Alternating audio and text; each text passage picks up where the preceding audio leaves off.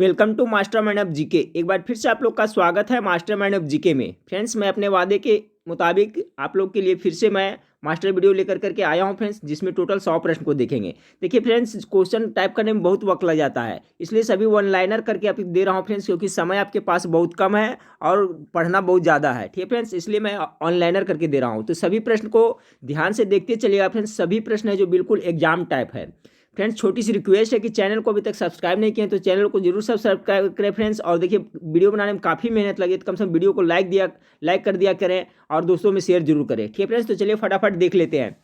देखिए फ्रेंड्स, एक प्रश्न जिसमें कन्फ्यूजन हुआ था फ्रेंड्स, मैं ध्यान नहीं दिया था, और ये प्रश्न था आपका कि सबसे अस्थायी परिस्थितिकी तंत्र कौन होता है। तो मैं मरुस्थल वहां था बता दिया आंसर में। ठीक फ्रेंड्स, तो वो गलत हो जाएगा। ठीक है, इसका जो सही आंसर है फ्रेंड्स महासागर हो जाएगा। उस वीडियो के मैं पिनअप भी मैं कर दिया हूं, तो सब जो भी इसका कॉन्सेप्ट क्लियर रखें। अगर पूछा जाए सबसे अस्थायी परिस्थितिकी तंत्र कौन है, तो महासागर होगा। ठीक है, राइट आंसर। और एक आप लोग से सवाल मैंने पूछा था कि प्याज के किस भाग को खाया जाता है, तो बहुत सारे स्टूडेंट ने जवाब दिए थे तना, जो बिल्कुल राइट आंसर है। ठीक है, तो चलिए अब शुरू करते हैं। 100 प्रश्न को देखते हैं मास्टर वीडियो का। आज का पहला सवाल है, ध्यान से देखते चलिए फ्रेंड्स। एक भी प्रश्न को आपको स्किप ना करना है, पूरा को देखते चलना है। इसका पीडीएफ भी मैं आपको कल प्रोवाइड करा दूंगा। और जो करंट अफेयर्स का पीडीएफ था फ्रेंड्स, वो मैं टेलीग्राम ग्रुप में प्रोवाइड करा दिया हूँ। और जो नहीं ज्वाइन किया टेलीग्राम ग्रुप ज्वाइन कर ले फ्रेंड्स, उसमें आपको उसका पीडीएफ मिल जाएगा। और फ्रेंड्स, करंट अफेयर्स के लिए इस वीडियो के नीचे डिस्क्रिप्शन में आपको नया चैनल का लिंक दिया, वहां पर जाकर पढ़ें। वेबसाइट का लिंक दिया हुआ है फ्रेंड्स, वहां पर जाकर फ्री ऑफ कॉस्ट पढ़ सकते हैं। चलिए, तो पहला सवाल है कि गंगा के मैदान की पुरानी कछारी मिट्टी क्या कहलाता है। डिस्कस करते हुए चलेंगे फ्रेंड्स, क्योंकि आपका यह फाइनल रिविजन है एक तरह से कह सकते हैं फ्रेंड्स, तो पूरा ध्यान से सुनते चलिएगा। कह रहा है गंगा के मैदान की पुरानी कछारी मिट्टी क्या कहलाती है, तो क्या कहलाती है, बांगर मिट्टी कहलाती है। अब देखिए फ्रेंड्स, पूछा जा सकता है सवाल कि भारत में सबसे अधिक कौन सी मिट्टी पाई जाती है, तो जलोढ़ मिट्टी। याद रखिएगा कौन सा, तो जलोढ़ मिट्टी है जो भारत में सबसे अधिक पाई जाती है। जलोढ़ मिट्टी को नवीन जलोढ़ भी कहा जाता है, दोमट मिट्टी भी कहा जाता है। ठीक है फ्रेंड्स, सॉरी, जलोढ़ मिट्टी को दोमट मिट्टी भी कहा जाता था। याद रखिएगा भारत में सबसे ज्यादा कौन सी मिट्टी पाई जाती है, तो आपका दोमट मिट्टी या जलोढ़ मिट्टी। अब देखिए, जो नवीन जलोढ़ रहता है फ्रेंड्स, उसको खादर कहते हैं। उसको क्या कहते हैं, उसको कहते हैं खादर मिट्टी कहते हैं। जो नवीन जलोढ़ होता है उसको खादर कहते हैं, और जो पुराना जलोढ़ मिट्टी होता है उसे बांगर कहते हैं। तो इसका कॉन्सेप्ट आप लोगों को क्लियर हो गया। तो पूछा जा रहा है आपका कि गंगा के मैदान में पुरानी कछारी मिट्टी को क्या कहलाती है, तो बांगर कहलाएगी। लेकिन नया कछारी मिट्टी रहेगी तो क्या कहलाएगा फ्रेंड्स, आपको खादर कहलाएगी। और सबसे ज्यादा भारत में कौन सा मिट्टी पाया जाता है, तो दोमट मिट्टी, ठीक है, या जलोढ़ मिट्टी, एक ही हुआ पाया जाता है। तो कॉन्सेप्ट क्लियर करते चले फ्रेंड्स, थोड़ा वक्त दें, अच्छी तरह से रिविजन करें। भूमिहीन किसानों के लिए बलराम योजना किस राज्य में शुरू की गई है, तो देखिए बलराम योजना आपका उड़ीसा सरकार ने शुरू किया है। कहाँ, उड़ीसा राज्य में शुरू हुआ है बलराम योजना। याद रखिएगा, भूमिहीन किसानों के लिए चलाया जा रहा है योजना बलराम योजना। अगला सवाल पूछा जा सकता है आपको एग्जाम में कि ड्रोन से टीडियों को नियंत्रित करने वाला पहला देश कौन बना। आप लोग को पता है फ्रेंड्स, टीडी बहुत आतंक मचाया था, बहुत सारा फसल को नष्ट कर दिया था। तो ड्रोन के माध्यम से जो उस पर कंट्रोल करने वाला भारत है, जो पहला देश बन गया है भारत। चलिए, सवाल नंबर 4 को देखें। सवाल नंबर 4 है कि इंद्रधनुषी क्रांति किससे संबंधित है। इंद्रधनुषी क्रांति किससे संबंधित है, तो इंद्रधनुषी क्रांति सभी क्रांतियों पर निगरानी से संबंधित है। जितने भी क्रांति है उसको निगरानी करने के लिए इंद्रधनुषी क्रांति का बनाया गया है। तो याद रखिएगा इंद्रधनुषी क्रांति क्या है, तो सभी क्रांतियों पर निगरानी करने के लिए इंद्रधनुषी क्रांति। सवाल नंबर 5 को देखिए। सवाल नंबर 5 है, हड़प्पा में मिट्टी के बर्तनों पर सामान्यतः किस रंग का उपयोग हुआ था, तो लाल रंग का उपयोग हुआ था फ्रेंड्स। ऑप्शन में दिया रहेगा हरा, पीला, इस तरह से बैगनी, नीला। लेकिन जो हड़प्पा के मिट्टी बर्तन बना था उसमें लाल रंग का प्रयोग किया गया था। सवाल नंबर 6 को देखें। सवाल नंबर 6 फ्रेंड्स, देखिए आपका ऑप्शन दे दिया इसमें, समुद्र नीला प्रतीत होता है, किस कारण से, आप लोग गेस करिएगा। अधिक गहराई के कारण नीला दिखता है, जल के नीले रंग के कारण दिखता है, जल के ऊपरी सतह के कारण दिखता है, या प्रकाश के परावर्तन तथा जल के कणों द्वारा प्रकाश के प्रकीर्णन के कारण देखा जाता है। तो राइट आंसर आप लोग गेस करें क्या होगा, तो राइट आंसर बिल्कुल आपका ऑप्शन नंबर डी हो जाएगा। समुद्र का जल है जो नीला प्रतीत होता है, प्रकाश के परावर्तन तथा जल के कणों द्वारा प्रकाश प्रकीर्णन के कारण नीला प्रतीत होता है। ठीक है, ऑप्शन नंबर डी इसका राइट आंसर हो जाएगा। अगला सवाल देखिए फ्रेंड्स, पूछा जा सकता है, बहुत इंपॉर्टेंट है। भारतीय राष्ट्रीय कांग्रेस के हरिपुरा कहाँ पड़ता है, गुजरात में पड़ता है। अधिवेशन कब हुआ था, 1938 ईस्वी में। अध्यक्ष किसे चुना गया था। ये क्वेश्चन को किसी तरह से घुमा के पूछा जा सकता है फ्रेंड्स, तो हर एक एंगल से इसका कॉन्सेप्ट क्लियर रखें। कैसे कैसे पूछा जा सकता है, ध्यान दिएगा फ्रेंड्स। तो सबसे पहले कह रहा है कि भारतीय राष्ट्रीय कांग्रेस के हरिपुरा अधिवेशन जो 1938 में हुआ था, उस अध्यक्ष किसे चुना गया था, तो सुभाष चंद्र बोस को पूछा जा सकता है फ्रेंड्स इस तरह से। सुभाष चंद्र बोस है जो आपका भारतीय राष्ट्रीय कांग्रेस के अध्यक्ष कब चुने गए थे पहली बार, तो आपको 1938 में चुने गए थे। तो किसी तरह से घुमा देगा। और एक याद रखिए फ्रेंड्स कि देखिए, एक तो 1938 में हरिपुरा का अध्यक्षता किए थे, और दूसरी बार है फ्रेंड्स कि भारतीय राष्ट्रीय कांग्रेस के त्रिपुरी सम्मेलन, याद रखिएगा 1938 में हुआ था आपका कहाँ, हरिपुरा में, ठीक है, जो गुजरात में पड़ता है। उसके बाद में भारतीय राष्ट्रीय कांग्रेस के त्रिपुरी सम्मेलन कब हुआ था, 1939 में सुभाष चंद्र बोस का कांग्रेस का अध्यक्ष चुना गया था। ध्यान रखिएगा 38 में भी चुने गए थे और 39 में चुने गए थे। तो 38 में हरिपुरा में हुआ था और 39 में कहाँ हुआ था, त्रिपुरी में हुआ था, चुना गया था। भारतीय राष्ट्रीय कांग्रेस की स्थापना, अब देखिए यहाँ पर ये भी याद रखिएगा, भारतीय राष्ट्रीय कांग्रेस से एक या दो प्रश्न जरूर रहेगा, फिर जिसका सबका कॉन्सेप्ट क्लियर रखिएगा आप लोग। कह रहा है भारतीय राष्ट्रीय कांग्रेस की स्थापना ब्रिटिश राज में कब हुआ था, 28 दिसंबर, डेट के साथ याद रखिएगा, 28 दिसंबर 1885 में कोलकाता मुंबई में हुआ था, ठीक है। और इसके संस्थापक कौन थे, तो ए.ओ. ह्यूम। ये देखिए आरआरबी एनटीपीसी में जो एग्जाम चल रहा है फ्रेंड्स, उसमें पूछा था भारतीय राष्ट्रीय कांग्रेस के संस्थापक कौन है, तो ए.ओ. ह्यूम है। तो भारतीय राष्ट्रीय कांग्रेस की स्थापना 28 दिसंबर 1885 में हुआ था फ्रेंड्स, कहाँ, मुंबई में हुआ था। इसके प्रथम अध्यक्ष कौन थे फ्रेंड्स, तो सबको पता होगा WC बनर्जी। इसका सारा कॉन्सेप्ट आप लोग क्लियर रखिएगा। तो सवाल यहाँ था फ्रेंड्स, आपको क्लियर हो गया। चलिए आगे देखते हैं। आगे सवाल देखिए, भी उसी संबंधित है कि किस गवर्नर जनरल के शासनकाल में भारतीय राष्ट्रीय कांग्रेस की स्थापना हुई थी। तो जब 1885 में हुई थी स्थापना फ्रेंड्स, उसमें कौन था गवर्नर जनरल, तो लॉर्ड डफरिन था, यानी लॉर्ड डफरिन के शासनकाल में हुआ था। तो याद रखिएगा। अगला सवाल आपको पूछा जा सकता है कि वर्ष 1960 में बाल गंगाधर तिलक को कितने वर्ष के लिए जेल भेजी गई थी। यहाँ पर देखिए फ्रेंड, टाइपिंग में मिस्टेक हुआ है, ठीक है, 1908 होगा, टाइपिंग में मिस्टेक हुआ है 1908 में, ठीक है। वर्ष 1908 में बाल गंगाधर तिलक को कितने वर्ष के लिए जेल हुई थी, तो कितने वर्ष के लिए जेल हुई थी फ्रेंड्स, तो आपको 6 वर्षों के लिए उनको जेल हुई थी। अब ये भी जाने कि बाल गंगाधर तिलक को 1908 में जेल हुई थी कितने वर्ष, 6 वर्ष के लिए, और कौन सा जेल में रखा गया था और क्यों इनकी गिरफ्तारी हुई थी।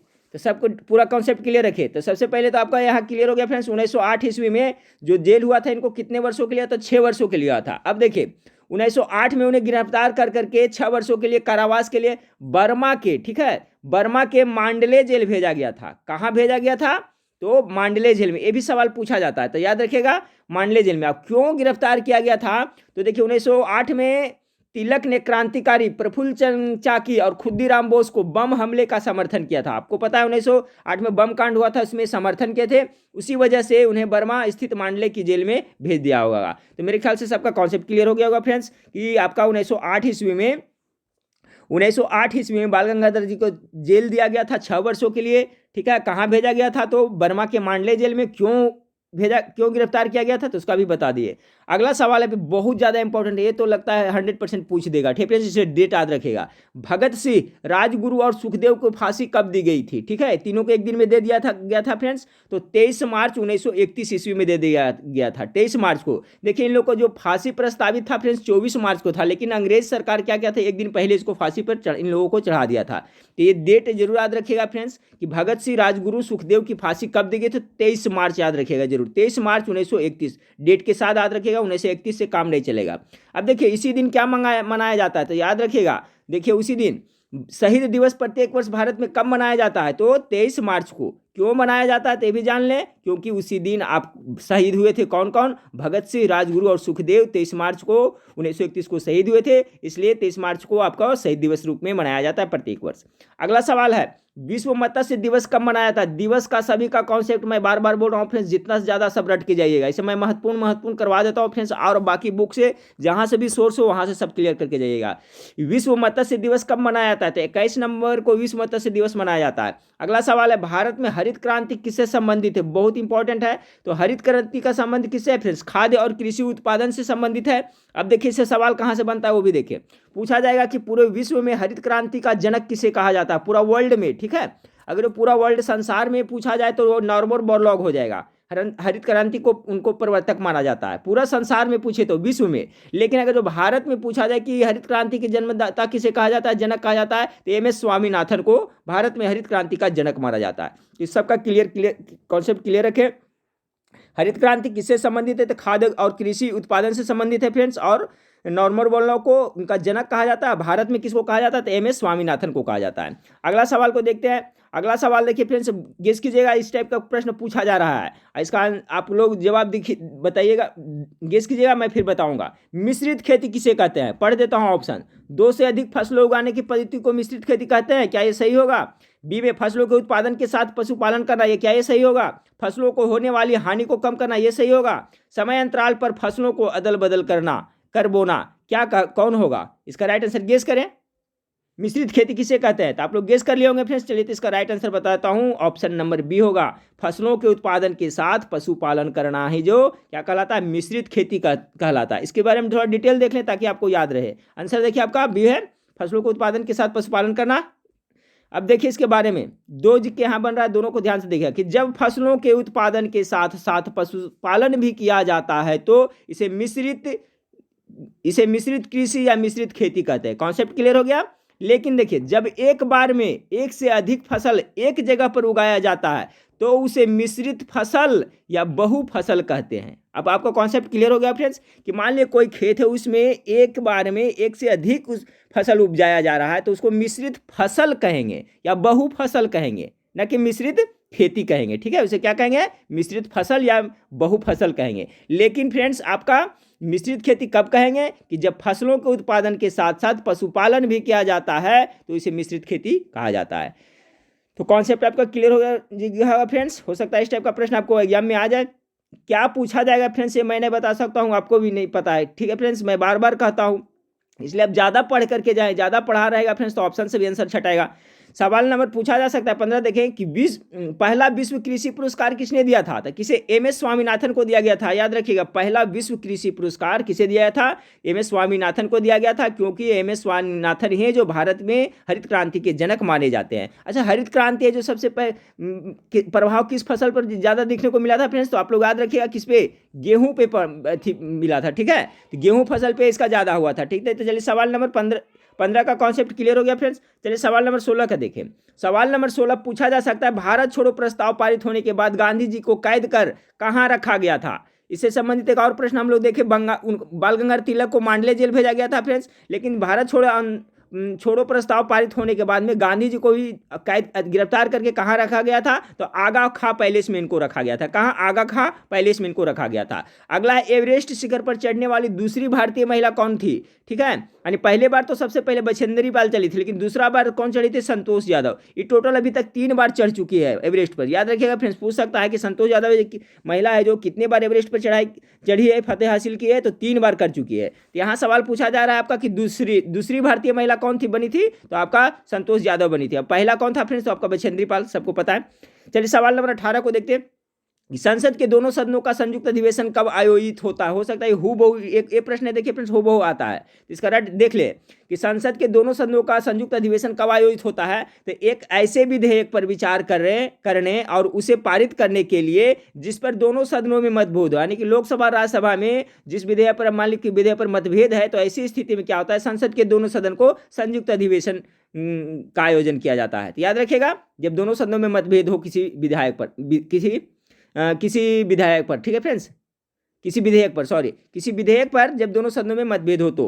चलिए अगला सवाल है कि सुनहरी क्रांति किससे संबंधित है? इसका कॉन्सेप्ट भी क्लियर रखेगा। तो फलों के उत्पादन से। देखिए इसका ट्रिक से भी याद रख सकते हैं फ्रेंड्स, फल देखने में सुंदर भी लगता है, खाने में भी सुंदर लगता है, खाने में भी अच्छा लगता है। तो सुनहरी फल, ठीक है नहीं, सुंदर सुंदर फल, कुछ भी तुक्का भी डालिए, यानी सुनहरी क्रांति किससे संबंधित है? फलों के उत्पादन से।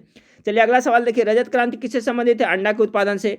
अगला फ्रेंड्स की गोल क्रांति है किससे है? तो ये भी ट्रिक से याद होता है। आलू कैसा होता है? गोल गोल होता है फ्रेंड्स, यानी गोल क्रांति किससे उत्पादन से संबंधित है? तो आलू से है।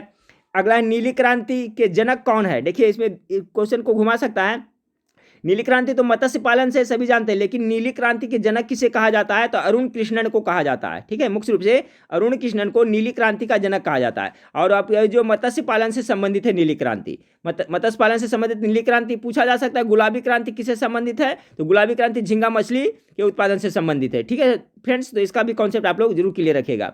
अगला सवाल पूछा जा सकता है, राष्ट्रीय कृषि वानिकी अनुसंधान केंद्र कहाँ स्थित है? तो राष्ट्रीय कृषि वानिकी अनुसंधान केंद्र कहाँ स्थित है? आपका झांसी में स्थित है।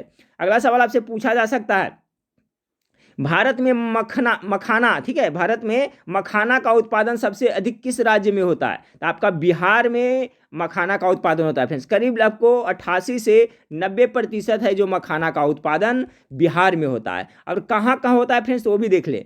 देखिए, मखाना तालाब, झील तथा दलदली क्षेत्र के शांत पानी में उगने वाला पोषक तत्व से भरपूर एक जलीय उत्पाद है।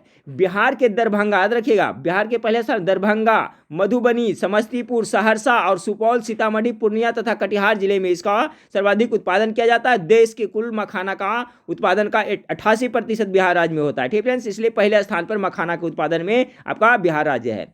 अगला सवाल पूछा जा सकता है कि राष्ट्रीय डेयरी, ठीक है, राष्ट्रीय डेयरी अनुसंधान संस्थान कहाँ स्थित है? तो हरियाणा के करनाल में। दो तरह से पूछा जाता है, फिर कभी करनाल पूछ देगा फ्रेंड्स, फिर करनाल कहाँ है? तो हरियाणा में। ये भी दोनों याद रखें। और देखिए, राष्ट्रीय डेयरी अनुसंधान की स्थापना कभी, तो ये भी याद रखें, 1923 ईस्वी में इसकी स्थापना हुई थी। किसकी? तो राष्ट्रीय डेयरी अनुसंधान की। अगला सवाल आपको पूछा जा सकता है, भारत की बकरियों की सबसे बड़ी नस्ल कौन सी है? भारत की जो बकरियां उसमें से सबसे बड़ा नस्ल कौन सा है? तो जमुना पारी है। ठीक है, क्या है? जमुना पारी। जमुना पारी है जो सबसे बड़ी नस्ल है भारत में बकरियों का, याद रखिएगा, जमुना पारी। अगला सवाल पूछा जा सकता है फ्रेंड्स कि पशुओं में गला घोट बीमारी किसके कारण से होता है? बहुत इंपॉर्टेंट सवाल है। देखिए फ्रेंड्स, आप इसका भी कॉन्सेप्ट क्लियर, जीवाणु से होने वाला रोग मनुष्य में, ठीक है फ्रेंड्स, और जानवर में जो भी है, कवक से होने वाला, प्रोटोजोआ से होने वाला, इसका कॉन्सेप्ट आप लोग जरूर क्लियर करके जाइएगा, उससे 1-2 सवाल रहता है। तो पशुओं में गलघोटू बीमारी किसके कारण से होता है? तो आपका बैक्टीरिया यानी जीवाणु के कारण होता है गलघोटू बीमारी। इससे क्या होता है ना, इस रोग से ग्रस्त होते से पशु को अचानक तेज बुखार आ जाता है गलघोटू बीमारी से, तो जीवाणु कारण होता है। चलिए सवाल नंबर 28 को देखिए, खट्टे रसेदार फलों की खेती के लिए कौन सा प्रदेश प्रसिद्ध है फ्रेंड्स? बहुत बार एग्जाम में आ चुका है प्रश्न। तो भूमध्य सागरीय प्रदेश में आपका संतरा हो गया, रसदार फल पाया जाता है, खट्टे फल का खेती वहाँ किया जाता है। ठीक है, इसलिए वो प्रसिद्ध है। तो कौन सा? भूमध्य सागरीय प्रदेश में होता है खट्टे फल। अगला सवाल पूछा जा सकता है, भारतीय दलहन अनुसंधान संस्थान कहाँ स्थित है? तो भारतीय दलहन अनुसंधान संस्थान कहाँ है? आपका कानपुर में स्थित है। याद रखिएगा, दलहन अनुसंधान संस्थान कहाँ है? तो आपका कानपुर में स्थित है। अगला सवाल है आपका कि संविधान में पशुधन और पशुपालन किस विषय सूची में शामिल है? ये देखिए महत्वपूर्ण सवाल है। संविधान में पशुधन पशुपालन किस विषय सूची में शामिल है? तो राज्य सूची में शामिल है। इसका भी आप लोग कॉन्सेप्ट क्लियर करके जाइएगा। जैसे कि शिक्षा का विषय जो किस सूची में आता है? तो शिक्षा आपको समवर्ती सूची में आता है। उसी तरह से जैसे संविधान के पशुधन और पशुपालन किस विषय सूची में? तो राज्य सूची में है। तो संघ सूची, राज्य सूची, ये सबका कॉन्सेप्ट, समवर्ती सूची का कॉन्सेप्ट आप लोग क्लियर करके रखिएगा। तो ये अच्छा सवाल था फ्रेंड्स, देख लिए आपको संविधान में पशुधन और पशुपालन राज्य सूची। अगला सवाल को देखें कि 1857 के विद्रोह में कानपुर से सैनिकों का नेतृत्व किसने किया था? इसका कहाँ से कौन नेतृत्व किया था? इसका कॉन्सेप्ट आप लोग जरूर क्लियर करके जाइएगा पूरा फ्रेंड्स। तो देखिए, कानपुर से किसने किया था? नाना साहब ने किया था। अब इसके बारे में थोड़ा सा ये भी पूछा जाता है, तात्या टोपे नाना साहब पेशवा के प्रमुख परामर्शदाता थे। तो ये प्रश्न पूछा जाता है कि आपका नाना साहब के परामर्शदाता कौन थे? तो तात्या टोपे थे। कभी कभी पूछा जाता है तात्या टोपे का वास्तविक नाम क्या है? तो इनका तात्या टोपे का जो वास्तविक नाम था, क्या था? रामचंद्र पांडुरंग। ठीक है, रामचंद्र पांडुरंग राव था। तो देखिए, जितना इसमें जीएस बना सही इंपॉर्टेंट है, याद रखेगा। 1857 के विद्रोह कानपुर से सैनिकों के नेतृत्व नाना साहब ने किया था। नाना साहब के परामर्शदाता कौन थे? तो आपको तात्या टोपे थे। तात्या टोपे का वास्तविक नाम क्या था? तो रामचंद्र पांडुरंग राव था। इसमें बहुत सारे सवाल आप लोग को पता होगा फ्रेंड्स, लेकिन रिवीजन बहुत जरूरी है। ठीक है, चलिए 1857 के विद्रोह का नेतृत्व बिहार में किसने किया था? कुंवर से। ये तो करीब करीब बिहार का कोई भी एग्जाम हो फ्रेंड्स उसमें पूछता है, सबको पता भी है। अगला सवाल है कि दिल्ली सल्तनत के किस शासक ने सर्वप्रथम जजिया कर आरंभ किया था? दिल्ली सल्तनत के बारे में पूछा जा रहा है फ्रेंड्स। दिल्ली सल्तनत में कौन सा शासक था जो आपको जजिया कर का आरंभ किया था? गेस कीजिए, इसका राइट आंसर क्या होगा फ्रेंड्स, बताता हूं फिर। तो आपका हो जाएगा क्या? फिरोज शाह तुगलक। ठीक है, दिल्ली सल्तनत में सबसे पहले फिरोज शाह तुगलक है जो जजिया कर को आरंभ किया था। अब डिटेल देखें, जजिया कर को समाप्त करने वाला पहला मुगल शासक कौन था? तो अकबर था। फिरोज शाह तुगलक दिल्ली सल्तनत में लगाया था, पहले बार इसको समाप्त कौन कर दिया था? अकबर ने कर दिया था। अकबर ने कब किया था? तो 1564 ईस्वी में जजिया कर समाप्त कर दिया था, लेकिन पुनः फिर है कि 1575 में शुरू कर दिया गया था। 1564 में एक समाप्त कर दिया था अकबर ने, लेकिन पुनः सब शुरू कर दिया था। उसके बाद सवाल पूछा जाता है कि अंतिम रूप से जजिया कर कब समाप्त करने वाला मुगल बादशाह कौन था? तो देखिए, अंतिम रूप से जजिया कर समाप्त करने वाला मुगल बादशाह मोहम्मद शाह था, रंगीला, जिसे रंगीला बादशाह भी कहा जाता है। ये सवाल भी मैं आप लोग से पूछा था कि रंगीला बादशाह किसे कहा जाता है, तो मोहम्मद शाह को कहा जाता है। घिरनित कायर किसे कहा जाता है, तो आपको फर्रुखसियार को कहा जाता है। जिंदा पीर किसे कहा जाता है, ये सब मैं बता चुका हूँ। ठीक है फ्रेंड्स, तो ये भी याद रखिएगा कि अंतिम रूप से अगर जो पूछे समाप्त करने वाला तो मोहम्मद शाह हो जाएगा। शुरू किसने किया था दिल्ली में? फिरोज शाह तुगलक ने। उसके बाद किसने समाप्त कर दिया था? तो अकबर ने 1564 में समाप्त कर दिया था। पुनः शुरू हुआ था 1575 में, और अंतिम रूप से समाप्त कर दिया था मुगल बादशाह मोहम्मद शाह ने। चलिए अगला सवाल को देखें। अगला सवाल है कि मुगल सम्राट औरंगजेब का कौन सा वाद्य यंत्र बजाते थे? तो किसके थे वो? तो बीना बजाते थे। मुगल सम्राट औरंगजेब थे जो कि आप बीना शौकीन थे बीना का।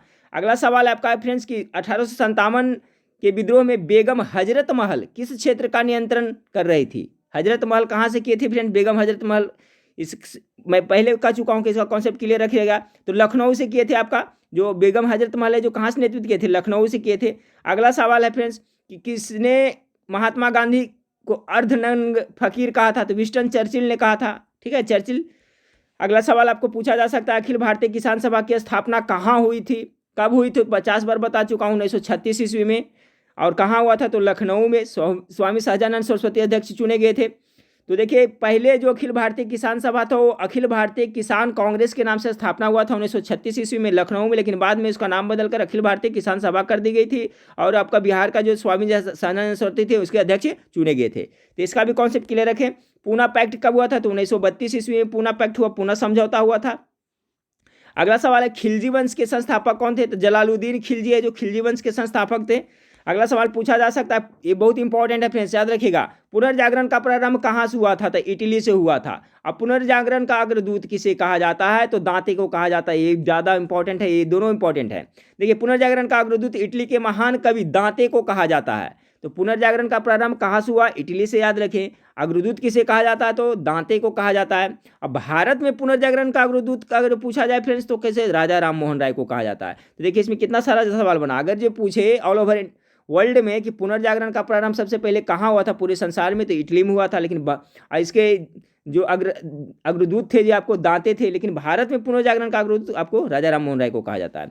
अगला सवाल पूछा जा सकता है कि भारत में सरकार की संसदीय प्रणाली कहाँ से ग्रहण की गई? इसका भी कॉन्सेप्ट क्लियर रखें। तो संसदीय प्रणाली कहाँ से लिया गया है? आपका ब्रिटिश संविधान से लिया गया है, ब्रिटेन एंड इंग्लैंड के संविधान से लिया गया है। संघात्मक व्यवस्था को सर्वप्रथम किस देश ने अपनाया? तो संघात्मक व्यवस्था को सर्वप्रथम अपनाने वाला देश आपका कौन है? कनाडा है। ठीक है, सही से भारत में भी ये व्यवस्था लिया गया है। तो याद रखिएगा, संघात्मक शासन व्यवस्था को सर्वप्रथम किसने देश ने अपनाया था? तो आपका कनाडा ने। सवाल पूछा जा सकता है फ्रेंड्स आपको कि अध्यादेश जारी करने का अधिकार राष्ट्रपति का कौन सा अधिकार है? ये देखिए, इस टाइप का रहेगा, दिल रहेगा कानूनी विधायी, इस तरह से ऑप्शन दे देगा फ्रेंड्स। तो याद रखें कि अध्यादेश जो जारी करते हैं राष्ट्रपति वो विधायी अधिकार है। ठीक है, कौन सा अधिकार है? विधायी अधिकार है। सवाल नंबर 44 पूछा जा सकता है, भारत के उत्तरी मैदान में शीत वर्षा किससे होती है? टॉप मोस्ट वीवीआई सवाल है। तो पश्चिमी विक्षोभों के कारण भारत के उत्तरी मैदान में शीत वर्षा होती है। शीत ऋतु में भी वर्षा होती है, किसके? पश्चिमी विक्षोभ के कारण। अगला सवाल को देखें, नाहरगढ़ दुर्ग का निर्माण किसने करवाया था? तो नाहरगढ़ दुर्ग का निर्माण आपको राजा जयसिंह ने करवाया था। नाहरगढ़ दुर्ग का निर्माण किसने करवाया था? तो राजा जयसिंह ने करवाया था। अगला सवाल पूछा जा सकता है, संथाल विद्रोह के नेता कौन थे? बहुत अच्छा सवाल है। तो कौन थे? सिद्धू और कानू थे जो आपको संथाल विद्रोह के नेता थे। संथाल विद्रोह के नेता कौन थे? सिद्धू और कानू, दोनों भाई थे फ्रेंड्स। अगला सवाल पूछा जा सकता है, बिहार में द्वैध शासन की शुरुआत किस अधिनियम से हुई थी? ये देखिए, बिहार से संबंधित प्रश्न इंपॉर्टेंट है। तो बिहार में जो द्वैध शासन शुरू किया गया था तो आपका कौन सा एक्ट के तहत किया गया था? तो 1919 ईस्वी के गवर्नमेंट ऑफ इंडिया एक्ट के तहत किया गया था। याद रखिए, 1919 के अधिनियम के तहत बिहार में द्वैध शासन की शुरुआत 1919 अधिनियम के तहत किया गया था। अगला है फ्रेंड्स आपका कि बिहार में व्यक्तिगत सत्याग्रह के प्रथम सत्याग्रही कौन थे? अच्छा सवाल है। बिहार में व्यक्तिगत सत्याग्रह के प्रथम सत्याग्रही पूछे तो कौन है? श्री कृष्ण सिंह हो जाएंगे। अगला सवाल पूछा जा सकता है फ्रेंड्स कि डॉक्टर राजेंद्र प्रसाद को 9 अगस्त 1942 को गिरफ्तार करके किस जेल में भेजा गया था? देखिए फ्रेंड्स, जेल से संबंधित तीनों का था। मैं कॉन्सेप्ट क्लियर कर दिया, महात्मा गांधी का, बाल गंगाधर तिलक का और डॉक्टर राजेंद्र प्रसाद का। अब देखिए फ्रेंड्स, कहाँ से प्रश्न पूछेगा। डॉक्टर राजेंद्र प्रसाद 9 अगस्त 1942 को गिरफ्तार करके किस जेल भेजा गया था? तो बांकीपुर जेल में भेजा गया था। इसको गिरफ्तार कौन किया था फ्रेंड्स? तो जिला अधिकारी जी आर्चर ने डॉक्टर राजेंद्र प्रसाद को गिरफ्तार किया था 1942 के भारत छोड़ो आंदोलन के दौरान में। ठीक है, प्रश्न ये भी पूछा जाता है फ्रेंड्स कि आपका भारत छोड़ो आंदोलन का शुरुआत कब हुआ था डेट के साथ, तो डेट के साथ पूछेगा फ्रेंड्स तो ऑप्शन के हिसाब से मारिएगा। ऐसे तो 8 अगस्त 1942 को ये शुरू हो गया था फ्रेंड्स। ठीक है, लेकिन पूरे भारत में कारगर कब हुआ था, तो 9 अगस्त 1942 को पूरे भारत में छिड़ गया था। तो ऑप्शन में देखिए फ्रेंड्स, अगर 8 अगस्त रहेगा तो 8 अगस्त 1942 मारिएगा, 9 अगस्त रहेगा तो आपको 9 अगस्त 1942 मारिएगा। तो उसी डेट जरूर याद रखिएगा, वहाँ ये प्रश्न बार बार रिपीट होता है डेट के साथ में। 8 अगस्त या 9 अगस्त दिया रहेगा, ऑप्शन हिसाब से मारिएगा। 8 अगस्त को शुरू हुआ था, लेकिन पूरे भारत में आपको 9 अगस्त से शुरू हुआ था, तो ऑप्शन के हिसाब से आप उसे मार लीजिएगा। हो गया है फ्रेंड्स। तो अगला देखिए, सौराठ में सभा मेला का आयोजन होता है। बिहार में आपका सौराठ सभा मेला का आयोजन होता है। कहाँ होता है, तो मिथिलांचल में होता है। अब सौराठ मेला के बारे में इसका जो विशेषता है वो भी जान ले फ्रेंड्स। सौराठ मेला कहाँ लगता है, तो मिथिलांचल में लगता है। अब देखिए क्या होता है इसमें कि यह शादी विवाह से संबंधित मेला है। ठीक है, सौराठ मेला है, क्या था फ्रेंड्स आपका, सौराठ मेला है जो आपका शादी ब्याह से संबंधित मेला है, जो आषाढ़ महीने के अंतिम में मनाया जाता है। मधुबनी जिले के सौराठ नामक स्थान पर मैथिली ब्राह्मणों का अनोखा मेला लगता है। ठीक है, ब्राह्मणों का ये मेला है जिसमें विवाह योग वर वधुओं की तलाश में इकट्ठे होते हैं। समझ रहे हैं, वहाँ पर सब इकट्ठे होते हैं और अपना जो वर वधु उसको तलाशते हैं। इस मेला को सौराठ सभा के नाम से भी जाना जाता है, जो बरगद के पेड़ के नीचे 22 बीघा जमीन पर लगता है। ठीक है फ्रेंड्स, तो समझ गए होंगे, अब आपको याद रहेगा फ्रेंड्स कि सौराठ मेला है जो मिथिलांचल में लगता है। फ्रेंड्स कब लगता है, आषाढ़ महीने के अंतिम में मनाया जाता है। क्यों मनाया जाता है ये भी देख लिए। अगला सवाल को देखिए, विदेशिया किस राज्य का लोकप्रिय नाट्य नृत्य है, अपना बिहार का विदेशिया है, याद रखिएगा। अगला सवाल पूछा जा सकता है आपको कि पटना में स्थित विश्व प्रसिद्ध खुदा बख्श ओरिएंटल पब्लिक लाइब्रेरी की स्थापना कब हुई थी, तो खुदा बख्श आपका ओरिएंटल लाइब्रेरी की स्थापना 1891 ईस्वी में हुई थी। राइट आंसर यही हो जाएगा फ्रेंड्स, 1891, याद रखिएगा।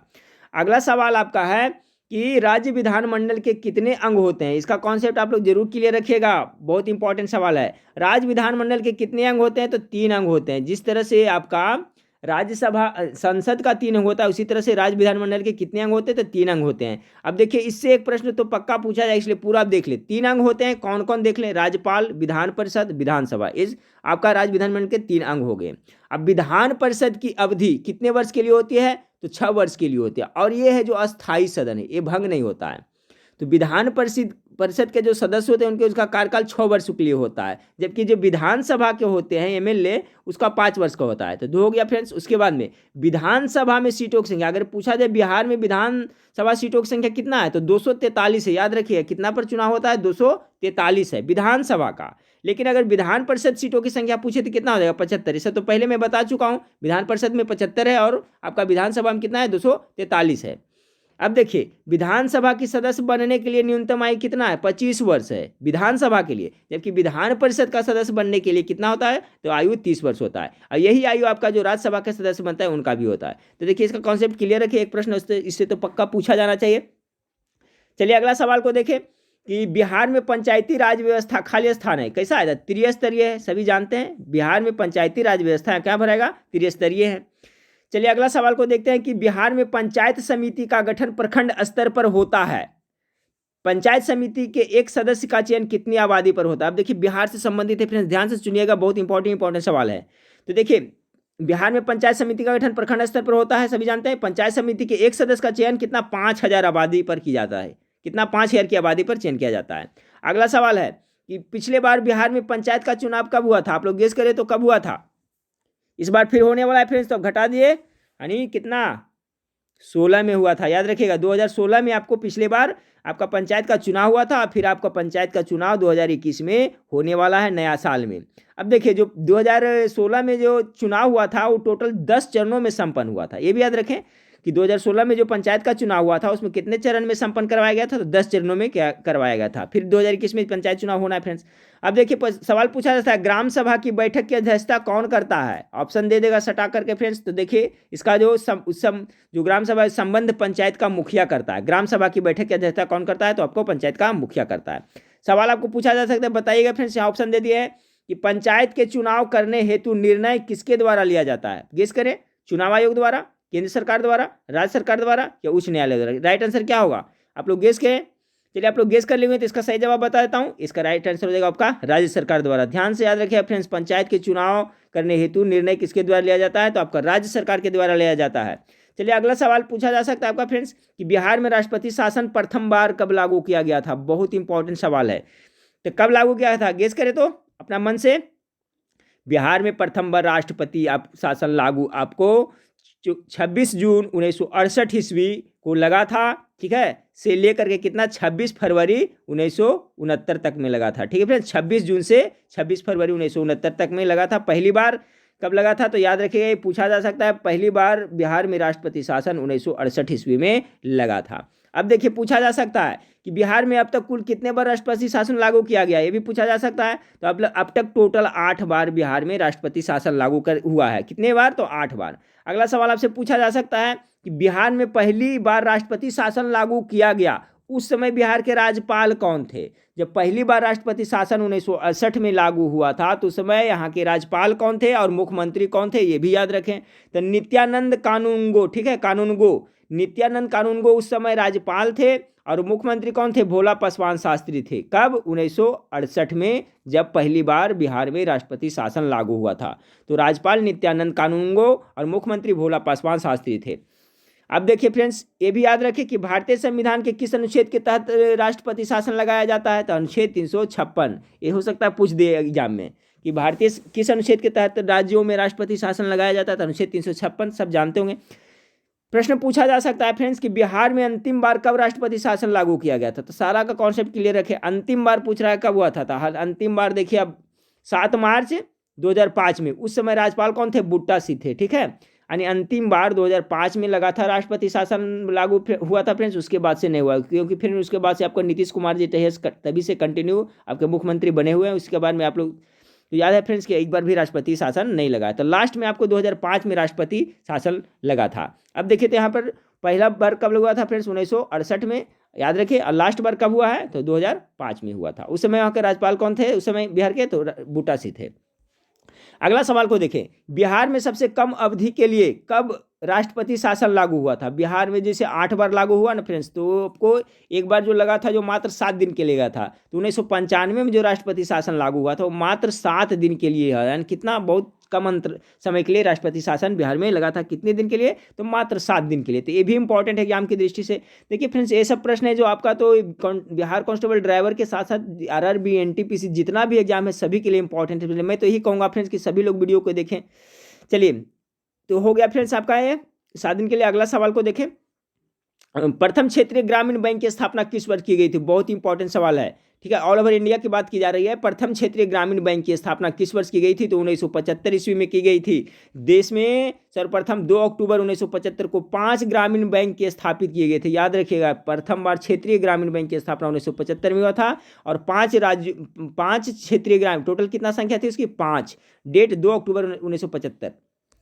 अगला सवाल को देखें कि भारत में मुद्रा एवं साख का नियंत्रण किसके द्वारा किया जाता है? ठीक है, यहाँ पर ऑप्शन दे देगा फ्रेंड्स। तो याद रखिएगा, मुद्रा एवं साख का जो नियंत्रण करता है आपको रिजर्व बैंक ऑफ इंडिया करता है। ठीक है, अगला सवाल को देखिए। अगला सवाल आपका है कि औद्योगिक क्रांति सर्वप्रथम किस देश में हुई थी? ये भी सवाल हो सकता है, पूछा जाए। विश्व इतिहास से प्रश्न है फ्रेंड्स। तो सबसे पहले औद्योगिक क्रांति इंग्लैंड में हुई थी। जो सूती वस्त्र कपड़ा उद्योग था उसी में आया था फ्रेंड्स। तो इंग्लैंड में इसकी शुरुआत हुई थी। अगला सवाल है फ्रेंड्स, और विश्व इतिहास भी थोड़ा देख लीजिएगा फ्रेंड्स कि जैसे कि आपका रूस की क्रांति कब हुआ? तो 1917 ईस्वी में हुआ था। इसके नेता कौन थे? तो लेनिन थे। ठीक है, इसके नेता कौन थे रूस की क्रांति की? लेनिन थे। लेनिन की मृत्यु कब हुई थी फ्रेंड्स? कभी कभी ये पूछा जाता है। तो 1924 ईस्वी में लेनिन की मृत्यु हुई थी। उसके बाद फ्रांस की क्रांति कब हुई थी फ्रेंड्स? तो आपका तो 1789 ईस्वी में हुई थी। ठीक है, 1789 में फ्रांस की क्रांति हुई थी। फ्रांस की क्रांति के समय कौन, आप लोग क्वेश्चन एक बताइएगा फ्रेंड्स कि जब फ्रांस की क्रांति हुई थी तो वहाँ का शासक कौन था? लुई 14वां था या लुई 16वां था? 2 ऑप्शन मैं आपको दे रहा हूँ, अब हमें इसका जवाब बताइएगा कि 1789 ईस्वी में जब फ्रांस की क्रांति हुई थी तो वहाँ का राजा कौन था? ठीक है, या शासक कौन था? लुई 14वां था या लुई 16वां था? दोनों में से कोई एक कौन होगा फ्रेंड्स? हमें कॉमेंट करके बताइएगा। ठीक है, तो पता चलेगा फ्रेंड्स कि आप लोग की तैयारी कैसी है, मुझे आप लोग को याद है क्या नहीं। तो हमें उसका आंसर का इंतजार रहेगा फ्रेंड्स, कमेंट करके जरूर बताइएगा। 1789 ईस्वी में फ्रांस की क्रांति हुई थी, इसके शासक वहाँ के कौन था। तो इसका भी आप लोग कॉन्सेप्ट क्लियर रखिएगा फ्रेंड्स। तो औद्योगिक क्रांति सर्वप्रथम कहाँ हुई थी? इंग्लैंड में। रूस की क्रांति बता दी 1917 में हुआ था फ्रेंड्स, लेनिन के नेतृत्व में। और फ्रांस की क्रांति हुई थी 1789 में। तो इसका हमको बताना है आपको किसके शासनकाल में हुआ था। अब देखिए टॉप मोस्ट वीवीआई सवाल है फ्रेंड्स, हो सकता है पूछा जाए। सामान और सेवा कर यानी जीएसटी, गुड सर्विस टैक्स, लागू करने वाला पहला देश कौन था? पूरा विश्व में सबसे पहले आपका जीएसटी लागू करने वाला देश फ्रांस था। ठीक है फ्रेंड्स, कौन था? फ्रांस, याद रखिएगा। अब इसी से संबंधित टॉप मोस्ट भी है कि आई क्वेश्चन है कि जीएसटी लागू करने वाला भारत का पहला राज्य कौन था? तो आपका असम है जो भारत का पहला राज्य है जीएसटी लागू करने वाला। कौन? असम। अगला सवाल पूछा जा सकता है फ्रेंड्स कि भारत में औद्योगिक क्रांति की प्रक्रिया किस पंचवर्षीय योजना में प्रारंभ की गई थी? तो आपका द्वितीय पंचवर्षीय योजना संबंधित है फ्रेंड्स, आपका क्या उद्योग धंधा से है, ठीक है। द्वितीय पंचवर्षीय योजना पर जो विशेष जोर दिया गया था। अब प्रथम पंचवर्षीय योजना पर आपको कृषि के क्षेत्र में जोर दिया गया था। तो आप पंचवर्षीय योजना का भी कॉन्सेप्ट क्लियर रखिएगा फ्रेंड्स। अगला जो मास्टर वीडियो बनाऊंगा तो उसमें भी इससे संबंधित प्रश्न मैं शामिल करूंगा। देखिए फ्रेंड्स, इतना बड़ा क्षेत्र है कि कहाँ से प्रश्न डालें कहाँ से नहीं डालें कुछ समझ में नहीं आता है, क्योंकि फ्रेंड्स बहुत बड़ा क्षेत्र, इसलिए मैं कहता हूँ कि जितना ज़्यादा पढ़ के जाएँ। हो गया भारत में औद्योगिकरण की प्रक्रिया किस पंचवर्षीय योजना से प्रारंभ की? द्वितीय। चलिए अगला सवाल को देखते हैं। दास कैपिटल किसकी प्रसिद्ध पुस्तक है? तो कार्ल मार्क्स। कार्ल मार्क्स कहाँ का रहने वाला था? जर्मनी का रहने वाला था। अगला सवाल को देखते हैं। पृथ्वी के किस भाग में निकेल और लोहा प्रधानता होती है? तो आपका होगा फ्रेंड्स नीफे, ठीक है। नीफे में आपका जो निकेल और लोहा का प्रधानता होता है। ऐसे फ्रेंड्स देखिए इसका जो बाटा है फ्रेंड्स आपका सियाल होता है, ठीक है। सियाल हो गया, और क्या है फ्रेंड्स सीमा हो जाता है, और लास्ट वाला हो जाता है आपका जो नीफे हो जाता है। तो नीफे होता है फ्रेंड्स, तो सियाल में आपका होता है सिलिकॉन एल्युमिनियम की मात्रा होता है। इसी तरह से आपका सीमा हो गया फ्रेंड्स, तो सिलिकॉन मैग्नीशियम का मात्रा होता है दूसरी परत में, और लास्ट में निकेल और एफ से फेरस हो गया यानी लोहा का मात्रा होता है। तो यही कह रहा है कि पृथ्वी के आपका किस भाग में निकेल और लोहा का प्रधानता होती है? तो आपका जो नीफे होता है फ्रेंड्स उसमें होता है। चलिए अगला सवाल है कि दो अक्षांश रेखाओं के बीच की दूरी लगभग कितनी होती है? कितनी होती है फ्रेंड्स? तो दो अक्षांश, ध्यान दीजिएगा फ्रेंड्स, कभी अक्षांश रहता है देशांतर भी रहता है। तो दो अक्षांश रेखाओं के बीच की दूरी कितना होती है? तो लगभग 111 किलोमीटर होती है। कितना? 111 किलोमीटर होता है दो अक्षांशों के बीच की दूरी। अब इससे संबंधित बहुत महत्वपूर्ण जानकारी फ्रेंड्स मेरे ख्याल से आप लोग को पता होगा या नहीं भी होगा तो जान लें। देखिए अब यहाँ पर क्या दो अक्षांश की दूरी था ना, तो देखिए दो अक्षांशों के बीच की दूरी को क्या कहा जाता है? बहुत सा गोरे कहते हैं, वो गलत हो जाएगा। दो अक्षांशों के बीच की दूरी को जोन कहा जाता है, ठीक है। क्या कहा जाता है? जोन कहा जाता है। लेकिन दो देशांतर रेखाओं के बीच की दूरी को क्या कहा जाता है? गोरे कहा जाता है। तो एक कॉन्सेप्ट जरूर क्लियर रखिएगा, अगर जो अक्षांश रेखाओं के बीच की दूरी रहेगा फ्रेंड्स कितना होता है? 111 किलोमीटर, तो इसको जोन कह सकते हैं, ठीक है। जोन कहते हैं दो अक्षांशों के बीच की दूरी। लेकिन फ्रेंड्स दो देशांतर रेखाओं के बीच की दूरी को हम लोग क्या कहते हैं? गोरे के नाम से भी जाने जाते हैं। तो क्लियर हो गया फ्रेंड्स। चलिए अगला सवाल को देखते हैं। अगला सवाल है प्रधान मध्य रेखा किस स्थान से होकर गुजरती है? इसका भी कॉन्सेप्ट क्लियर रखें। तो ग्रीनविच से गुजरते हैं, इसके बारे में थोड़ा डिटेल देख लें कि पृथ्वी पर 0 डिग्री देशांतर पर खींची मध्याह्न रेखा प्रधान मध्याह्न रेखा या प्रधान यामयोत्तर या ग्रीनविच रेखा कहलाते हैं। यानी ग्रीनविच, सवाल ये पूछा जा सकता है आपको, ग्रीनविच रेखा कितना डिग्री देशांतर को कहते हैं? तो 0 डिग्री देशांतर को। यहाँ ध्यान रखिएगा फ्रेंड्स, देशांतर यानी 0 डिग्री देशांतर रेखा को ही मध्याह्न रेखा कहिए, ठीक है, यामयोत्तर रेखा के ग्रीनविच कहते हैं, ठीक है। ये कहाँ है फ्रेंड्स? आपको इंग्लैंड से गुजरता है। तो दुनिया का मानक समय इसी रेखा से निर्धारित की जाती है। दुनिया का मानक समय इसी से निर्धारित की जाती है फ्रेंड्स, ठीक है। तो कॉन्सेप्ट क्लियर हुआ। अगला सवाल को देखें। वायुमंडल में सर्वाधिक मात्रा में पाए जाने वाला अक्रिय गैस कौन सी है? तो सबसे ज़्यादा आपका आर्गन पड़ता है। अक्रिय गैसों की संख्या कितनी है? तो 6 है, ये भी याद रखिए फ्रेंड्स, ठीक है। कौन सा कितना है? तो 6 है। नोबेल पुरस्कार कितने क्षेत्र में दिया जाता है? तो 6 क्षेत्रों में दिया जाता है। अक्रिय गैस को उत्कृष्ट गैस या नोबेल गैस भी कहा जाता है। सबका कॉन्सेप्ट क्लियर रखें। तो वायुमंडल में सर्वाधिक मात्रा में पाए जाने वाला अक्रिय आर्गन हो गया फ्रेंड्स। अगला सवाल बहुत इंपॉर्टेंट है, नेफोस्कोप से किसका मापन किया जाता है? तो बादलों की दिशा और गति को मापते हैं नेफोस्कोप से। अगला सवाल को देखिए, नियाग्रा जलप्रपात किस नदी पर है? तो आपका सेंट लॉरेंस नदी पे। कहाँ पड़ता है? कनाडा। ये भी याद रखिए, पूछा जाता है कभी कभी आपको, सेंट लॉरेंस नदी ने पूछ करके पूछ देगा किस देश में है, ठीक है। तो नियाग्रा जलप्रपात आपको कनाडा के सेंट लॉरेंस नदी पर है। अगला सवाल को देखिए फ्रेंड्स। अगला सवाल है कि पवन की गति किस यंत्र में मापी जाती है? इसका भी सबका कॉन्सेप्ट क्लियर रखिएगा फ्रेंड्स। एनीमोमीटर, ठीक है, एनेमोमीटर, बैरोमीटर, जितना भी है सब इसका कॉन्सेप्ट क्लियर रखिएगा। तो पवन की गति किस यंत्र से मापी जाती है? तो एनीमोमीटर से मापी जाती है। अगला आपका फ्रेंड्स विश्व में प्रथम प्रथम रेलगाड़ी कब चली थी? 1825 ईस्वी में। कब, कहाँ से कहाँ? लिवरपूल और मैनचेस्टर के बीच चली थी।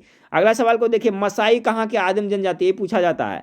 मसाई जो आपका तंजानिया का जो जनजाति है फ्रेंड्स, तंजानिया के साथ साथ आपको केन्या में भी पाए जाते हैं। देख लीजिए, मसाई जनजाति तंजानिया और केन्या के जंगली रेगिस्तान इलाकों में निवास करते हैं। तो मुख्य रूप से आपको तंजानिया में है फ्रेंड्स, लेकिन ये केन्या में भी पाया जाता है। अगला सवाल को देखें कि किस देश को वनों का देश कहा जाता है? तो कांगो को है जो वनों का देश कहा जाता है। अगला है कि भारत कर्क रेखा भारत के कितने राज्यों से होकर गुजरती है? 8 राज्यों से गुजरते हैं फ्रेंड्स। इसका जो ट्रिक सबको पता होगा, गमछा झाड़ो मित्रों पर इस तरह से कुछ ट्रिक था। 8 राज्य कौन कौन है जो उसमें पता चल जाएगा। तो कर्क रेखा भारत से 8 राज्यों से। अगला सवाल देखिए फ्रेंड्स कि नागार्जुन सागर बांध किस राज्य में स्थित है? देखिए क्वेश्चन घुमा के भी पूछा जाता है फ्रेंड्स। तो बहुत कृष्णा नदी पर है, तो याद रखना फ्रेंड्स कौन सा स्टेट में? तो आंध्र प्रदेश में है।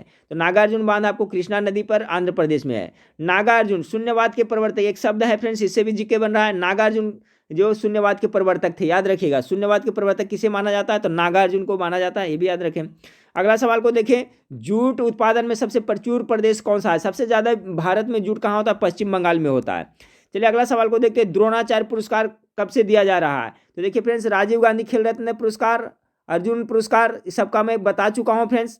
अर्जुन पुरस्कार कितना? 1961 से, और राजीव गांधी खेल रत्न पुरस्कार 1991-92 से दिया जा रहा है। अब पूछा जा सकता है द्रोणाचार्य पुरस्कार कब दिया जाता है? किसको दिया जाता है फ्रेंड्स? तो जो खेल के प्रशिक्षक होते हैं उनको दिया जाता है। 1985 से दिया जा रहा है, यानी शुरुआत 1985 में हुआ था। अगला सवाल पूछा, ये हो सकता है पूछ दे फ्रेंड्स, स्वराज पार्टी की स्थापना कब तथा किसने की थी? तो दोनों याद रखिए, सी.आर. दास ने किया था, सी.आर. दास और मोतीलाल नेहरू ने किया था। कब किया था? तो 1923 ईस्वी में। सी.आर. दास यानी चित्तरंजन दास, चित्तरंजन दास और मोतीलाल नेहरू ने 1923 ईस्वी में किया था। अब देखिए पूछा जाता है देश बंधु, देखिए आपको पूछा गया था, आपको बीपीएससी में शायद पूछा गया था सवाल, देश बंधु किसे कहा जाता है और दीन बंधु किसे कहा जाता है? दोनों का आपका कॉन्सेप्ट क्लियर रखिए। तो देश बंधु हो गया आपको, सी.आर. दास को देश बंधु कहा जाता है, जबकि सी.एफ. एंड्रूज को क्या कहा जाता है? दीन बंधु कहा जाता है। ये देखिए दीन बंधु मतलब आप लोग समझ रहे होंगे मेरे ख्याल से।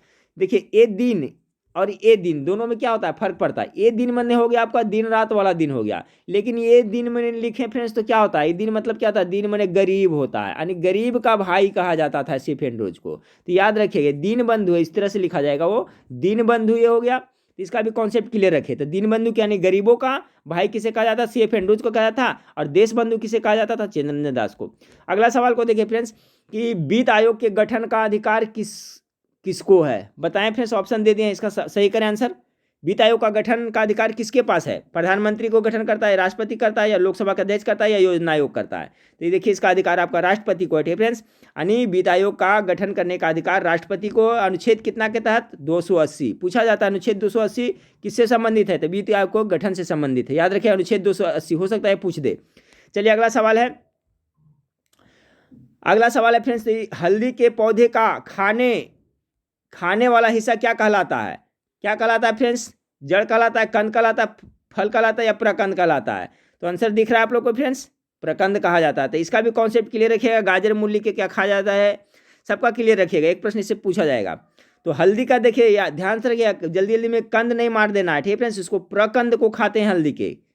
अगला सवाल है फ्रेंड्स आपका, किस जो गवर्नर जनरल पर महाभियोग का मुकदमा चलाया गया था? किसको? तो वारेन हेस्टिंग पर आपका महाभियोग का मुकदमा चलाया गया था, इसी वारेन हेस्टिंग पर, याद रखिएगा, इंपॉर्टेंट सवाल है।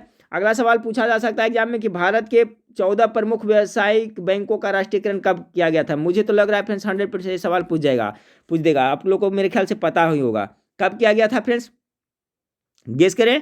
इसका राइट आंसर हो जाएगा कब? 1969 में। ईस्वी जो बहुत ही इंपॉर्टेंट है फ्रेंड्स, 1969 में ही आपको नीलम आर्मस्ट्रांग चंद्रमा पर गया था, ठीक है। और इससे संबंधित एक दो डेट मिलता है फ्रेंड्स, इसलिए याद रखिएगा। यहाँ सवाल था भारत के 14 प्रमुख व्यावसायिक बैंकों का राष्ट्रीयकरण 1969 में हुआ था। अब देखिए फ्रेंड्स ये बहुत इंपॉर्टेंट है, सबका कॉन्सेप्ट 10 डिग्री चैनल पृथक करता है कौन को? तो अंडमान एवं निकोबार को पृथक करता है 10 डिग्री चैनल। 9 डिग्री चैनल किसको करता है? तो लक्षद्वीप और मिनिकॉय को अलग करता है। किसको? लक्षद्वीप और मिनिकॉय को अलग करता है। 8 डिग्री किसको करता है? तो मालदीव एवं मिनिकॉय को पृथक करता है। तो तीनों का कॉन्सेप्ट क्लियर कर ले, एक बार फिर रिपीट करता हूँ। 10 नंबर चैनल है जो पृथक करता है अंडमान एवं निकोबार को। 9 नंबर चैनल है जो आपको लक्षद्वीप और मिनिकॉय को। 8 नंबर चैनल है जो आपका मालदीव और मिनिकॉय को पृथक करता है। अगला सवाल को देखें, सिंधु घाटी सभ्यता का पतन नगर कौन सा है? 4 गो ऑप्शन दे देगा, कालीबंगा, लोथल, इस तरह से फ्रेंड्स दे देगा। तो कौन हो जाएगा आपका? लोथल हो जाएगा। लोथल कहाँ पड़ता है? गुजरात में पड़ता है लोथल। कौन सा नदी पे? तो भोगवा नदी पे। भोगेगा कौन फ्रेंड्स? जो लोथा हुआ है, जो भोग रहा है। ठीक है, इस तरह से ट्रिक से याद कर ले, कभी नहीं भूलिएगा। तो सिंधु घाटी सभ्यता का पतन, पतन मतलब क्या होता है? बंदरगाह होता है, तो पतन नगर या तो बंदरगाह नगर कौन सा था? तो लोथल था। अगला सवाल है फ्रेंड्स कि विश्व मानवाधिकार दिवस कब मनाया था? याद रखिएगा फ्रेंड्स, 10 दिसंबर को विश्व मानवाधिकार दिवस मनाया जाता है। अगला सवाल है फ्रेंड्स, उपभोक्ता संरक्षण अधिनियम कब पारित हुआ था? ये टॉप मोस्ट भी आई सवाल है। तो 1986 ईस्वी में उपभोक्ता संरक्षण अधिनियम पारित हुआ था। अगला सवाल है आपका फ्रेंड्स कि 1857 के विद्रोह में इलाहाबाद से नेतृत्व किसने किया था? तो लियाकत अली खान ने आपको इलाहाबाद से किया था। अगला है फ्रेंड्स, अब पृथ्वी पर पलायन वेग कितना होता है? पृथ्वी पर पलायन वेग का मान 11.2 किलोमीटर पर सेकेंड। ध्यान रखिएगा फ्रेंड्स, वहां पर क्या है ऑप्शन में दे देगा आपको 11.2 किलोमीटर प्रति आवर भी कर सकता है। ठीक है, तो यहाँ पर देखिए प्रति सेकेंड है, इतना मान है इसका पलायन वेग का पृथ्वी पर। 96 नंबर सवाल को देखिए फ्रेंड्स, इसका सही करना आप लोग को कि हवा में लोहे और लकड़ी की समान भार की गेंद को एक समान ऊंचाई से गिराने पर क्या प्रतिक्रिया हो गई? एक लकड़ी का गेंद है, ठीक है फ्रेंड्स, ये लकड़ी का मान लिया गेंद है, और एक है जो ये क्या हो गया? लोहा का गेंद है। लेकिन दोनों का वजन है जो क्या है? भार है जो क्या है? सेम है, इक्वल है। तो अगर जो ऊंचाई से गिराएंगे तो पहले कौन गिरेगा? ठीक है, यही आपको सवाल पूछा जा रहा है। तो पहले लोहे की गेंद गिरेगी, बाद में लकड़ी गेंद, क्या ये होगा? दोनों एक साथ गिरेगी? पहले लकड़ी की गेंद गिरेगी, बाद में लोहे की गेंद गिरेगी? कह नहीं सकते। तो क्या होगा इसका राइट आंसर? गेस करें। इसका राइट आंसर हो जाएगा फ्रेंड्स, पहले है जो लोहे की गेंद, समान भार होते हुए भी, वेट में दोनों का इक्वल है, लेकिन फिर भी लोहे की गेंद पहले गिरेगी और बाद में गिरेगी लकड़ी की गेंद। ठीक है, अब देखिए, हाँ, एक कंडीशन में फ्रेंड्स कि अगर जो वायु का जो प्रतिरोध है, ठीक है, ऊपर से गिर रहा है, अगर वायु का प्रतिरोध न रहे, मान ले कि निर्वात में ऐसा किया जाए, निर्वात में किया जाएगा फ्रेंड्स, तो दोनों एक साथ गिरेगा। ठीक है, निर्वात में गिरेगा, लेकिन यहाँ पूछ रहा है हवा में, तो हवा में रहेगा फ्रेंड्स तो पहले लोहे के गिरेगा और बाद में लकड़ी के गिरेगा। लेकिन निर्वात में जहाँ पे हवा नहीं है, हवा का प्रतिरोध नहीं है, तो समान वजन वाले लोहे के और लकड़ी के गेंद को गिराएंगे तो दोनों एक साथ गिरेगा। लेकिन हवा में करिएगा फ्रेंड्स तो पहले लोहे गिरेगा। इस टाइप से प्रश्न था। अगला सवाल आपका है कि किसी वस्तु की मात्रा बदलने पर उसका घनत्व पर क्या प्रभाव पड़ेगा? तो बहुत ही इंपॉर्टेंट है, अपरिवर्तित रहता है। क्योंकि देखिए फ्रेंड्स, कोई भी वस्तु है उसका जो मात्रा बदलिएगा तो उसका डेंसिटी पर कोई प्रभाव नहीं बदलता। द्रव्यमान कुछ भी होगा फ्रेंड्स, लेकिन उसका घनत्व है जो सेम रहता है। तो किसी वस्तु का मात्रा बदलने पर घनत्व पर उसका क्या होता है? अपरिवर्तित रहेगा, कुछ बदलाव नहीं होगा। अगला सवाल है फ्रेंड्स, कुत्ते एवं डॉल्फिन खाली स्थान ध्वनि को सुन सकते हैं, तो कौन ध्वनि को सुनते हैं? पराश्रव्य ध्वनि को सुन सकते हैं। किसको? पराश्रव्य ध्वनि को ये सुन सकते हैं। पराश्रव्य ध्वनि के बारे में फ्रेंड्स कल मैंने कॉन्सेप्ट कर दिया था। देखिए 20,000 हर्ट्ज से, ठीक है, इकाई दहाई सैकड़ा हज़ार, इकाई दहाई सैकड़ा हज़ार, 20,000 हर्ट्ज से जो ऊपर की ध्वनि उसे क्या कहते हैं? पराश्रव्य ध्वनि कहते हैं। और 20,000, अब 20 हर्ट्ज से लेकर करके आपका 20 हर्ट्ज तक है जो श्रव्य ध्वनि हो गया फ्रेंड्स। ठीक है, इससे कम है जो अवश्रव्य है, तो इसका बता चुका हूँ। चलिए अगला सवाल फ्रेंड्स आपका कि पानी का बॉइलिंग पॉइंट अर्थात क्या? क्वथनांक। ठीक है फ्रेंड्स, क्वथनांक माने उबलता है पानी जो कि केल्विन में कितना होता है, तो इसका भी कॉन्सेप्ट क्लियर रखिएगा। अगर पानी का बॉइलिंग पॉइंट पूछा जाए केल्विन में तो 373 केल्विन होता है फ्रेंड्स। और देखिए जो नोट्स में लिखा है भी याद रखें, पानी का क्वथनांक फ़ारेनहाइट एवं सेल्सियस में कितना होता है क्रमशः। तो अगर पानी का बॉइलिंग पॉइंट यानी क्वथनांक पूछा जाए तो फ़ारेनहाइट में 212 होता है और सेल्सियस में 100 होता है और केल्विन में कितना होता है? 373 केल्विन होता है। ये पानी का बॉइलिंग पॉइंट यानी क्वथनांक, याद रखिएगा। इस वीडियो का लास्ट सवाल को देखिए फ्रेंड्स, मिट्टी के घड़े में जल क्यों ठंडा हो जाता है? तो वाष्पीकरण के कारण जल ठंडा हो जाता है। ठीक है फ्रेंड्स, देखिए यहाँ पर आपको सामने आंसर दिख रहा था, थोड़ा लग रहा होगा क्या आसान जैसा, लेकिन यही प्रश्न को आपको ऑप्शन के साथ दे दिया जाए फ्रेंड्स, तो जब कॉन्सेप्ट नहीं क्लियर रहेगा पक्का वहाँ पे कंफ्यूजन होता है। इसलिए सब पढ़ करके जाएं, याद करके जाए, रट करके जाए, कंफ्यूजन पैदा नहीं होगा। और देखिए फ्रेंड्स, ऑप्शन वाला इसलिए नहीं दे पा रहा हूँ कि 100 प्रश्न सेट करने में ऑप्शन वाला बहुत कम से कम 6 से 7 घंटा लग जाएगा, 5 से 6 घंटा। ठीक है फ्रेंड्स, इसलिए मैं फटाफट चाहता हूँ कि ज़्यादा से ज़्यादा प्रैक्टिस सेट आप लोगों को करवाऊँ। तो वीडियो अच्छा लगे तो लाइक कर दिया फ्रेंड्स, दोस्तों में शेयर जरूर करिएगा। नेक्स्ट वीडियो में फिर मिलते हैं आपको मास्टर वीडियो के साथ में फ्रेंड्स। देखने के लिए थैंक यू, धन्यवाद।